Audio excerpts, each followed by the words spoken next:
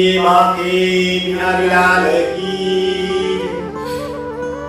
भगवान भोलेनाथ की। राधे राधे भक्तों, जब माता सती ने अग्नि के अंदर अपने देह को त्याग दिया, अगले जन्म में वो हिमाचल राजा और उसकी पत्नी मैना के घर में जन्म लिया।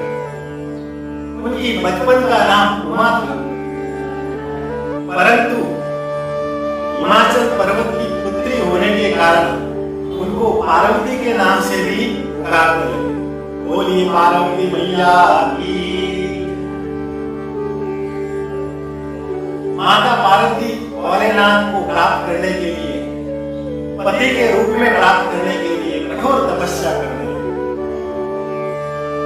एक दिन की बात है, नारद जी तीनों लोगों के अंदर घूमते घूमते यात्रा करते करते जब हिमाचल राजा के पास में पहुंचे, हिमाचल राजा ने कहा, हे नारद देव, हे ऋषि देव, आप 3 लोगों से यात्रा करके यहाँ आए, आपका स्वागत है।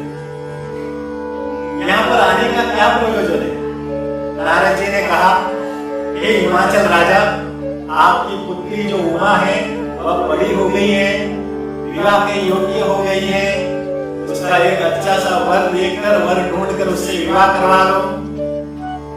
हिमाचल राजा ने कहा कि मेरी नजरों में तो उसके उपयुक्त कोई वर मुझे मिल ही नहीं रहा है। आप तीनों लोगों में घूमते फिरते हो, आपकी नजरों में कोई हो तो मुझे बताओ। तभी नारद जी ने कहा, मेरी नजरों में एक लड़का है, उसका नाम महादेव है। अच्छा, क्या वह बलशाली है? क्या वह धनवान है? क्या वह गुणवान है? नारद जी ने कहा, अरे आप उन सभी की बातें तो छोड़ो, उनके वहां पर साक्षात ब्रह्मा जी और नारायण विष्णु जी उनसे मिलने के लिए जाते हैं। हिमाचल राजा ने, अच्छा इतना ऊंचा उसका स्थान है। अरे नारद जी ने कहा कि उनकी बातें यदि मैं बताना शुरू कर दूंगा तो समय कम पड़ जाएगा, इतने गुण है उनके अंदर। जो आपकी पुत्री के लिए उपयुक्त वर चाहिए वो सब गुण उनके अंदर है। बोलिए राधे राधे। हिमाचल राजा ने कहा, यदि आप ऐसा कहते हो तो मेरी ओर से बात पक्की, आप भोले शंकर को, महादेव जी को जाकर बताओ, विवाह की तैयारी करें और बारात लेकर यहाँ पर आए। नारद जी तुरंत प्रसन्न हुए, लेकिन रास्ते में जाकर चिंतन करने लगे, चिंता होने लगी कि मैंने बिना भोलेनाथ को बताए हुए रिश्ता पक्का कर लिया और भोलेनाथ यदि मना कर दिया तो, और वो क्रोध में आ गए और मेरे ऊपर क्रोध कर दिया, उसकी तीसरी आंख खुल गई तो मेरा तो राधे राधे। बोलिए मांगे बिहारी लाल की। इस चिंता का एक ही उपाय, एक ही समाधान है। भगवान विष्णु के पास में गए, विष्णु जी को पूरा वृत्तांत सुनाया।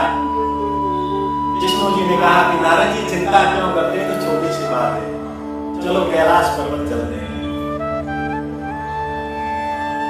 ऐसा कहते हुए ब्रह्मा जी, नारद जी भगवान विष्णु के साथ में कैलाश पर्वत गए। भगवान नारायण ने भोलेनाथ को पहले प्रणाम किया और कहा, हे भोलेनाथ, हे प्रभु, जब से माता सती गई है आप अकेले पड़ गए, हमेशा चिंतन में दिखाई देते। जब भी देखता हूं आपका जो चेहरा है वो उदास नजर आता है, ऐसा लगता है कि आपको उनकी कमी हो। मेरी तो इच्छा है कि आप एक अच्छी सी कन्या लेकर उनके साथ में विवाह करें। आपको अब ऐसा समय आ गया कि आपको विवाह करना चाहिए।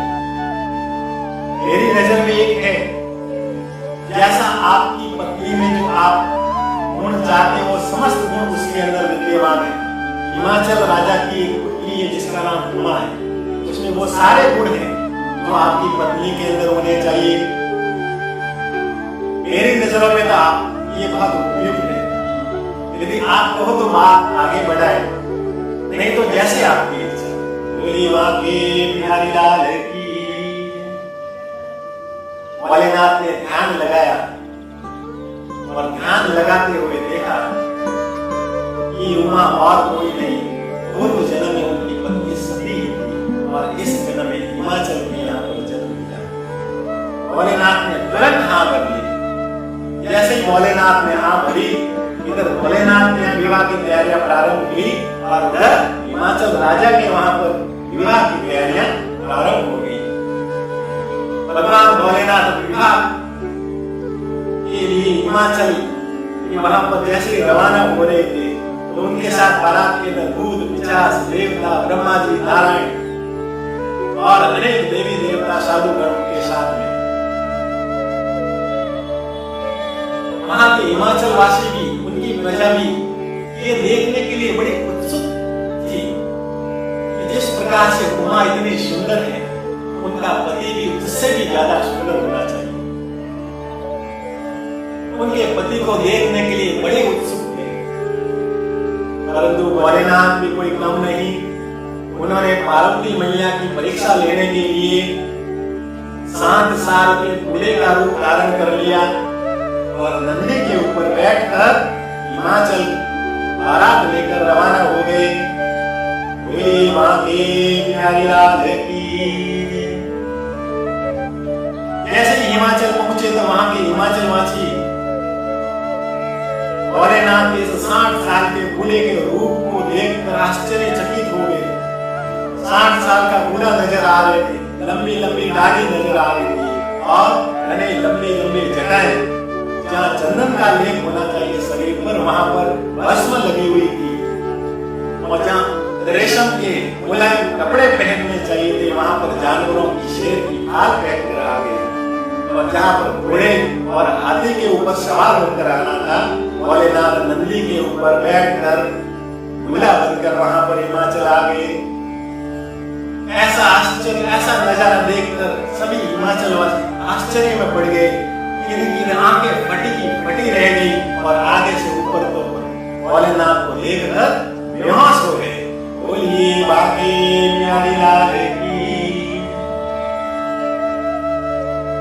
पार्वती मैया ने मन ही मन के अंदर भगवान भोलेनाथ को कहने लगी, हे भोलेनाथ, यदि आप इस प्रकार के रूप के अंदर आओगे, मुझे तो आप किसी भी रूप के अंदर आप स्वीकार हो, क्योंकि आपको पाने के लिए मैंने कठिन तपस्या की है। परंतु आपका ऐसा रूप देखकर हिमाचल वासी और मेरे जो पिता हैं वो आपको इस प्रकार के रूप में देखकर आपकी बारात को मना कर देंगे, आपके इस रिश्ते को ठुकरा देंगे और जिस रास्ते से आपने बारात लेकर आए हैं उसी रास्ते से आपको बिना बारात के, बिना पत्नी के खाली हाथ लौटना पड़ेगा। इसलिए आप अपने असली रूप में आ जाइए। भोलेनाथ मुस्कुराए और अपने असली रूप में आ गए। भगवान का इतना सुंदर और भोलेनाथ का इतना सुंदर रूप देखकर सभी हिमाचल वासी उत्सित हो गए, उत्साहित हो गए और उसके सुंदर रूप को देखकर मोहित हो गए। सभी वहां पर धूमधाम से भगवान भोलेनाथ का उमा के साथ में, उत्साह के साथ, गाजे बाजे के साथ, नाच गाने के साथ में विवाह संपन्न। बोलिए उमा भोलेनाथ की, पार्वती शंकर की।